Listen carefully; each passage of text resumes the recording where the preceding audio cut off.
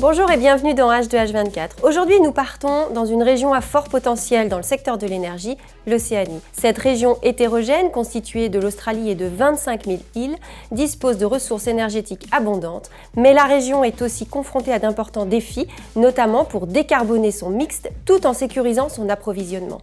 Alors pour nous éclairer sur cette région lointaine, je vous propose de faire un focus avec Miko Mered, qui est déjà venu sur H2H24 pour nous parler d'Arctique et d'hydrogène. Alors Miko, je le rappelle, est chargé d'enseignement sur les marchés et la géopolitique de l'hydrogène à HEC Paris et Hilary Lyon est l'auteur de l'ouvrage Hydrogène, enjeux économiques et géopolitiques à paraître début 2022 et toujours membre du comité de pilotage de la Task Force de MEDEF International et de France Hydrogène.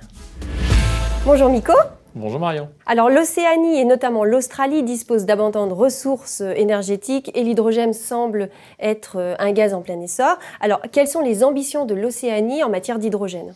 Les ambitions sont absolument énormes, mais elles sont très hétéroclites. C'est-à-dire que d'un côté, on va retrouver évidemment l'Australie qui va agir comme un véritable géant, évidemment avec un impact mondial sur le secteur de l'hydrogène en particulier, impact mondial que l'Australie a déjà sur le secteur, par exemple, du nucléaire, en tant que producteur d'uranium, et sur le secteur, évidemment, des hydrocarbures, entre le gaz naturel liquéfié ou encore le charbon et bien d'autres choses. Mais il y a aussi d'autres acteurs qu'il ne faut pas oublier et qui ont une importance soit d'un point de vue technologique, soit d'un point de vue politique dans cette région, comme par exemple la Nouvelle-Zélande, la Papouasie-Nouvelle-Guinée et bien d'autres. Alors, qu'est-ce qui se passe concrètement en Nouvelle-Zélande, par exemple ? En Nouvelle-Zélande, ce qui est très intéressant, c'est que la Nouvelle-Zélande se positionne sur quelque chose qu'ils savent très bien faire, c'est-à-dire être un grenier à ressources. La Nouvelle-Zélande, c'est un pays qui, aujourd'hui, sur le secteur du lait, sur le secteur de l'agroalimentaire, sur plein de secteurs industriels, est un pays qui arrive à exporter dans toute l'Asie et dans le monde entier en utilisant domestiquement qu'une toute petite partie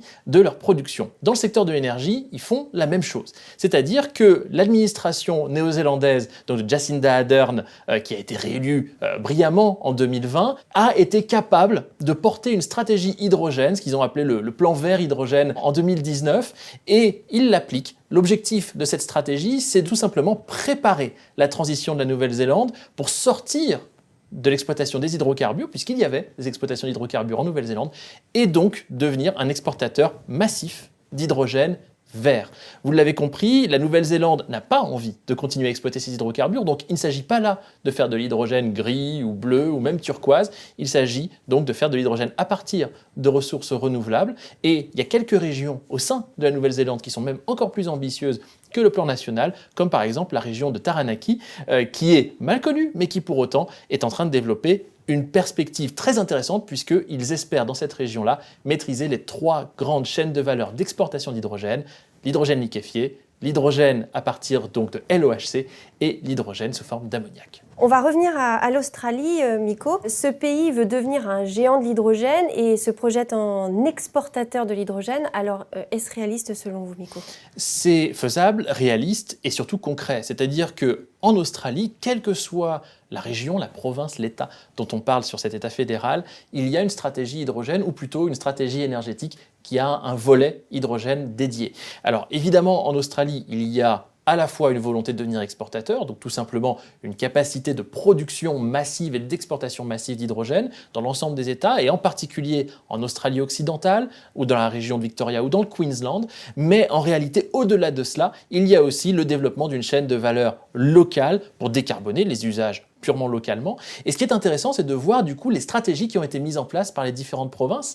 Par exemple, l'Australie occidentale va se focaliser sur les ressources renouvelables, principalement le solaire sur sa partie nord et l'éolien sur sa partie sud.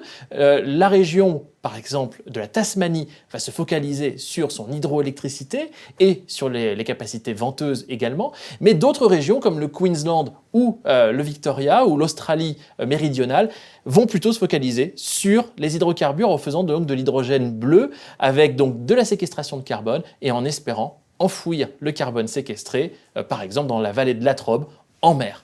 Donc fondamentalement, l'Australie se positionne comme cet acteur majeur, voire incontournable de l'hydrogène dans le monde, rentre en concurrence avec d'autres régions du monde, évidemment, et a développé des partenariats bilatéraux, par exemple avec l'Allemagne, mais pas que, pour pouvoir justement trouver des débouchés et s'assurer des débouchés à long terme. Allemagne, je l'ai dit, mais aussi Corée du Sud, Japon et bien d'autres. Donc leurs futurs clients en fait en termes d'hydrogène. C'est très clair dans la stratégie nationale, donc fédérale de l'Australie, développée il y a un peu plus de 2 ans.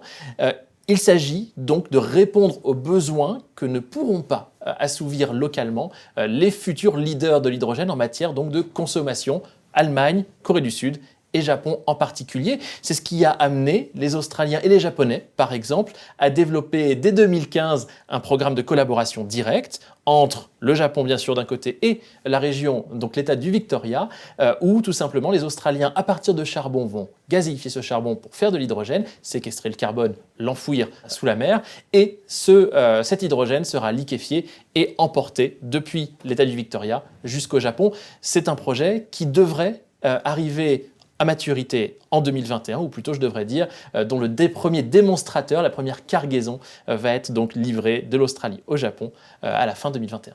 Donc grâce à leurs ressources naturelles, ils vont pouvoir produire pour leur propre consommation, mais également exporter, on va dire, cet excédent en hydrogène. Et cet excédent est absolument massif, c'est-à-dire que le marché local, il est évidemment limité par rapport aux besoins immenses que l'Australie peut assouvir, et c'est la raison pour laquelle l'Australie est particulièrement agressive, dans le bon sens du terme, à l'échelle internationale pour bâtir ces chaînes de valeur, que ce soit au niveau de l'Asie-Pacifique, avec l'Indonésie, la Malaisie, l'Inde, ou alors jusqu'en Europe ou en Amérique du Nord. Donc on pourra avoir en Europe de l'hydrogène produit en Australie, c'est leur but, absolument. Une petite question aussi sur Bora Bora ou la Papouasie. Tout à l'heure, vous en avez un petit peu parlé. Sont-elles des zones qui visent l'hydrogène? Oui, donc dans l'Océanie, ou même plus généralement en fait le Pacifique Sud, effectivement la Papouasie-Nouvelle-Guinée, qui est un État gazier, essaye justement, comme d'autres États, par exemple la Russie, on l'avait dit par rapport à l'Arctique, de tout simplement dérisquer ses potentiels de développement de gaz naturel en passant par de l'hydrogène bleu ou peut-être turquoise à long terme. Mais il y a les Outre-mer français aussi qu'il ne faut pas oublier dans cette région. Il y a la Nouvelle-Calédonie où il y a des potentiels évidemment en termes d'usage, par exemple pour décarboner les usines, les mines tout simplement de nickel, mais aussi parce qu'en Nouvelle-Calédonie, il pourrait y avoir des développements d'hydrogène blanc, c'est-à-dire d'hydrogène naturel, natif, que donc la France pourrait développer en Nouvelle-Calédonie. Mais il y a aussi, donc vous mentionniez Bora Bora, évidemment donc la Polynésie française dans son ensemble, et puis Wallis et Futuna aussi qui est entre les deux, où là on a d'autres outre-mer français, où là aussi, pour décarboner, et c'est prévu dans la loi de transition énergétique et de la croissance verte de 2015 à l'échelle nationale, et c'est prévu aussi dans les stratégies locales, l'objectif c'est donc de décarboner grâce à l'hydrogène et grâce aussi aux ressources locales, c'est-à-dire de l'hydroélectricité, par exemple à Tahiti, au sein de la Polynésie, et évidemment du solaire photovoltaïque ou du solaire thermique. Merci beaucoup Miko.